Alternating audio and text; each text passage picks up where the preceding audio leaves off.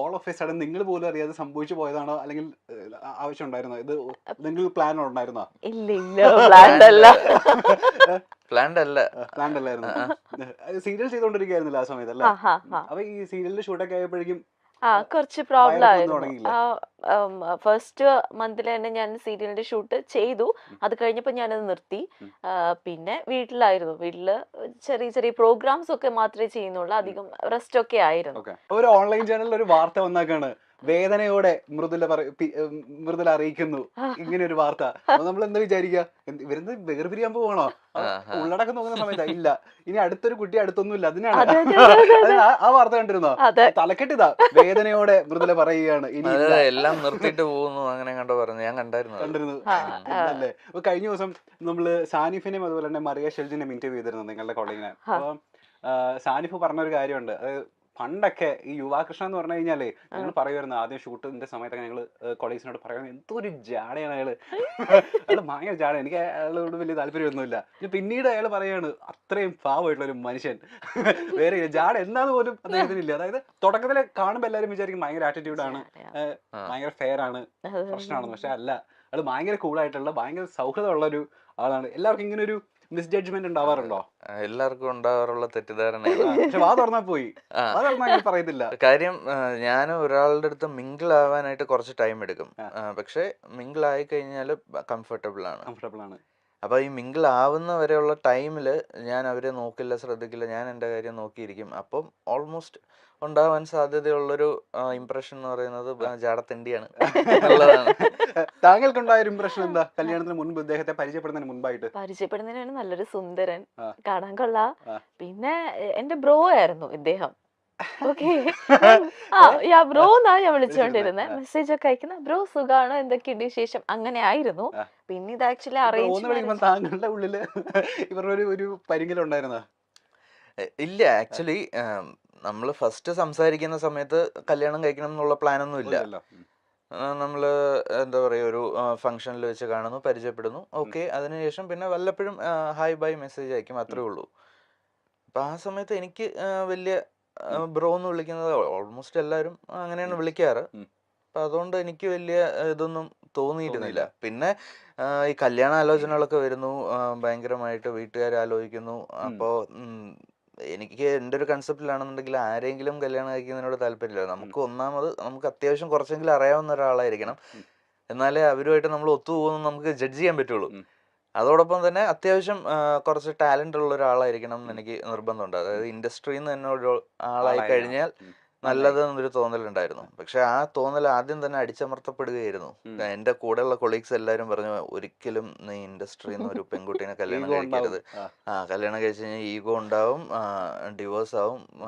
അതുകൊണ്ട് ഡിവോഴ്സ് ആണ് അതിന്റെ അവസാനം, അല്ലാതെ വേറെ ഒന്നും നോക്കേണ്ട ആവശ്യമില്ല. നീ പുറത്തുനിന്ന് ഒരു കുട്ടീനെ നോക്കുന്നതാണ് നല്ലത്. ഓൾമോസ്റ്റ് എല്ലാവരും അത് തന്നെയാണ് പറയാറ്. കാര്യം എന്ന് വെച്ച് കഴിഞ്ഞാൽ കാണുന്ന ന്യൂസസും എല്ലാം അതുപോലെ ആയതുകൊണ്ട് എല്ലായിടത്തും ഈ ഡിവോഴ്സ് ഉണ്ട്. പക്ഷെ ഇത് ഇൻഡസ്ട്രിയിൽ നിൽക്കുന്ന ആൾക്കാർ കുറച്ചൊരു ഫെയിം ഉള്ളത് കൊണ്ട് ബാക്കിയുള്ളവരിലേക്ക് അറിയുന്നു, അത്രേ ഉള്ളൂ വ്യത്യാസം. അപ്പൊ എനിക്ക് ആ കൺസെപ്റ്റിനോട് എനിക്ക് യോജിക്കാൻ പറ്റിയിട്ടില്ല. നമുക്ക് വേവ് ലെങ്ത് ഉള്ള ഒരാളെ കിട്ടിക്കഴിഞ്ഞു കഴിഞ്ഞാൽ അയാൾ സെയിം ഇൻഡസ്ട്രി ആണോ അല്ലയോ എന്നുള്ളത് ബാധകമല്ല. ഈഗോ ഒക്കെ നമുക്ക് അഡ്ജസ്റ്റ് ചെയ്ത് കൊണ്ടുപോകുന്നതേ ഉള്ളൂ. അപ്പൊ അതുപോലെ തന്നെ ഇങ്ങനെ സംഭവിച്ചു പോകുന്നുണ്ട് ഇപ്പൊ. മൃദുല, ഞാൻ ചോദിക്കട്ടെ, ഇപ്പൊ ബിഫോർ ആൻഡ് ആഫ്റ്റർ ഇംപ്രഷൻ വന്ന മാറ്റം എന്താന്ന് ചോദിച്ചാൽ എന്താ പറയാ? അതായത് മുന്നേ നമ്മൾ വിചാരിച്ചു വെച്ചിരുന്ന കുറെ കാര്യങ്ങൾ ഉണ്ടായിരിക്കുമല്ലോ കല്യാണത്തിന് മുൻപ്, കല്യാണത്തിന് ശേഷം ഉണ്ടായ ഇംപ്രഷൻ എന്തൊക്കെയാ? മുന്നേ ഉണ്ടായിരുന്ന ഇംപ്രഷൻ എന്തായിരുന്നു? ലൈക്ക് ആളെ പറ്റിയിട്ടാണോ? ആളെ പറ്റിയിട്ട് ഇതേപോലെ ഈ ജാട എന്നുള്ളത് ജാടയാണല്ലോ എന്നുള്ളൊരു തോന്നലുണ്ടായിരുന്നു. പിന്നെ കല്യാണം കഴിഞ്ഞതിന് ശേഷം ആളെ കൂടുതൽ മനസ്സിലാക്കാൻ പറ്റി. അതാണ് ലൈക്ക് ഭയങ്കര ലവബിൾ ആയിട്ടുള്ള ഒരാളാണ്, ഭയങ്കര കൂളാണ്. എത്ര ദേഷ്യപ്പെട്ടാലും തിരിച്ച് റിയാക്ട് ചെയ്യില്ല. സോ അതുകൊണ്ട് എനിക്ക് പറയാം, എന്തും ഭയങ്കര കൂളായിട്ട് ഇതങ്ങ് എടുക്കും. അതൊക്കെ തന്നെയാണ് ആക്ച്വലി കൂടുതൽ മനസ്സിലാക്കാൻ പറ്റി. മറ്റേ ജാഡ എന്നുള്ള ആ ഒരു ഇംപ്രഷൻ മാറിയിട്ട് അതല്ല ക്യാരക്ടർ എന്നുള്ളത് മനസ്സിലായി. അണ്ടർസ്റ്റാൻഡിങ് പീപ്പിൾ ആയി നിങ്ങൾ. ഇപ്പൊ മൃദുലേനെ ഈ പറയുന്ന പോലെ യുവേനെ നമുക്ക് എല്ലാവർക്കും ഇഷ്ടമായി തുടങ്ങിയതുണ്ടല്ലോ സ്റ്റാർ മാജിക്കിന് വന്നതിന് ശേഷമാണ്. നിങ്ങളുടെ പേഴ്സണാലിറ്റി എന്താണെന്നും ഒക്കെ മനസ്സിലായത് നമുക്ക് അങ്ങനെയല്ല. നിങ്ങളുടെ ടാലന്റ് എന്താണെന്നും ഞാൻ ഇപ്പൊ യൂട്യൂബിൽ നോക്കിയപ്പോൾ ഒരു വീഡിയോന്, ഒരു പെർട്ടിക്കുലർ വീഡിയോന്, മൃദുലയുടെ പെർഫോമൻസ് ഉള്ള ഒരു വീഡിയോന് 8.3 മില്യൺ വ്യൂസ് പോയേക്കുന്ന വീഡിയോ. അതായത് എനിക്ക് തോന്നുന്നു ഏറ്റവും കൂടുതൽ വ്യൂസ് പോയത് സ്റ്റാർ മാജിക്കിന്റെ ആ പെർട്ടിക്കുലർ വീഡിയോനായിരിക്കും. സ്റ്റാർ മാജിക്കിന്റെ ഒരു റെക്കോർഡ് തകർത്ത നായികയാണ്. യുവ മോശമല്ല, പിന്നീടാണ് യുവയ്ക്കും ഇങ്ങനെ ഒരു കഴിവുണ്ട്.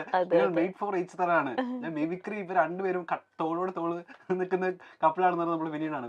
ഇപ്പോഴേ ഞാൻ ചെറിയൊരു ടാസ്ക് തന്നു കഴിഞ്ഞാൽ ആരെങ്കിലും നമ്മളുടെ വീഡിയോ ഒന്ന് മില്യൺ അടിക്കാൻ വേണ്ടിട്ട് ഒന്ന് ആരെയൊക്കെ നമുക്ക് ചെയ്യാൻ പറ്റും? ഇപ്പൊ ഈ പറഞ്ഞ പോലെ സ്റ്റാർ മാജിക്കിൽ വന്നതിന് ശേഷം ഒരുപാട് പേർക്ക് ഇപ്പൊ ഫാൻ ഫോളോയിങ്സ് കൂടിയിട്ടുണ്ട്. ഇപ്പൊ അനു ആയിക്കോട്ടെ, ലക്ഷ്മി നക്ഷത്ര ആയിക്കോട്ടെ, ബിനു അടിവാലി ആയിക്കോട്ടെ. ആരാണ് ആദ്യം അനുവിനെ ഈ പറയുന്ന ഈ മൊമെന്റിൽ നമുക്ക് ഇത് കാണിക്കാൻ പറ്റുമോ?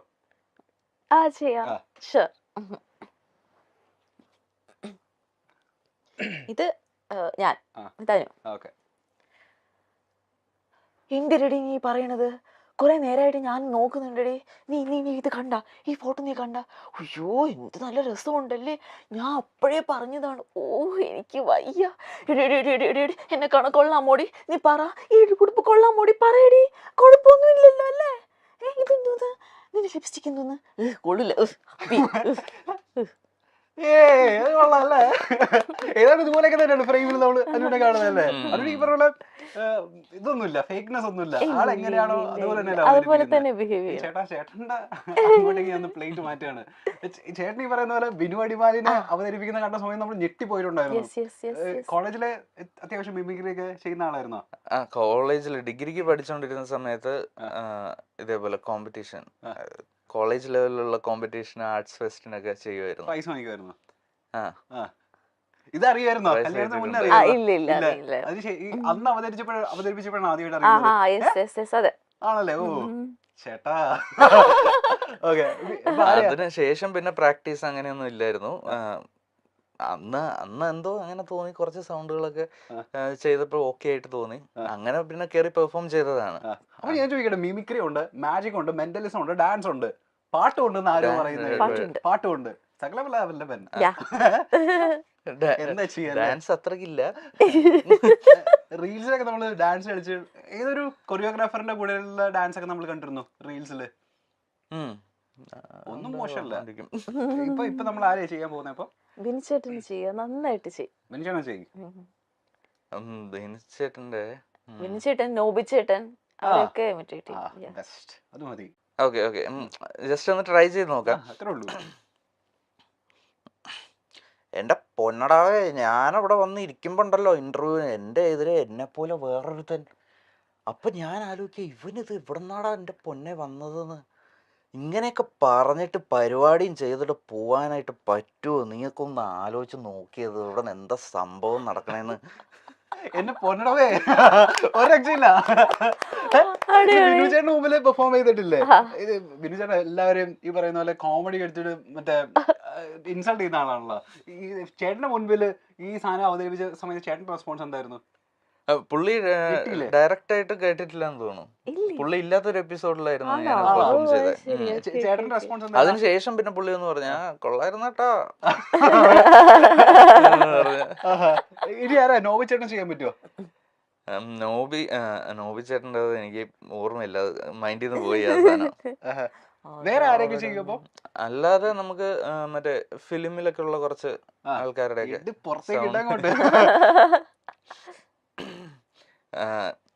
ഞാൻ സ്ഥിരം പണ്ട് കോളേജിൽ ചെയ്തിട്ടുണ്ടിരുന്ന സാധനങ്ങളൊക്കെ തന്നെ. കൊച്ചിൻ ഹനീഫയും ജനാർദ്ദനും തമ്മിലുള്ളൊരു ഡയലോഗ്, ആസനെ അർദ്ധം ഷക്കീല പെറ്റി ഇരട്ടാന്ന് കേട്ടത് പോയാലോ? ഓ നീ തങ്കപ്പനല്ലടാ പൊന്നപ്പനാ. അത് കൊള്ളാം.